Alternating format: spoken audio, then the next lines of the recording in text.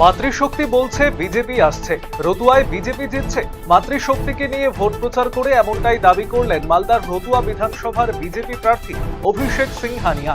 এদিন তিনি রতুয়া বিধানসভার রতুয়া 2 নম্বর ব্লকের আড়াইডাঙ্গা গ্রাম পঞ্চায়েত এলাকায় ভোট প্রচার করলেন।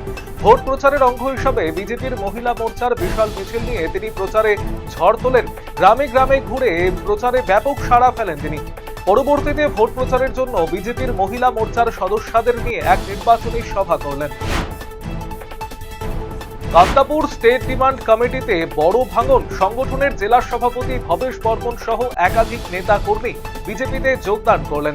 কোচবিহার জেলা বিজেপি কার্যালয়ে আয়োজিত এক অনুষ্ঠানে তাদের হাতে দলীয় পতাকা তুলে দেন জেলা বিজেপির সভাপতি অভিজিৎ বর্মন সহ অন্যান্য নেতৃত্ব।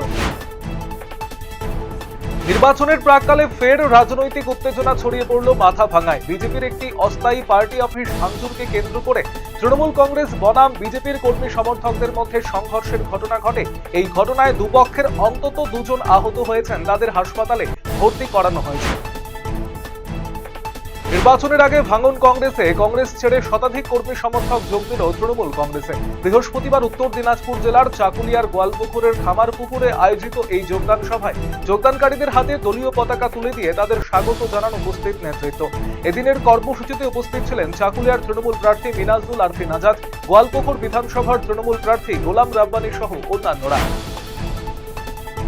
বিধানসভা নির্বাচনের বাকি আর মাত্র 6 দিন। তার আগেই চাঁচল বিধানসভায় নিজেদের অবস্থান শক্ত করতে সংকল্পপত্র পেশ করলেন বিজেপি প্রার্থী রতন দাস।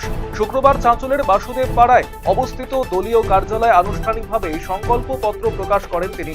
সংকল্পপত্রে চাঁচলবাসীর দীর্ঘদিনের একাধিক দাবিকে গুরুত্ব দেওয়া হয়েছে।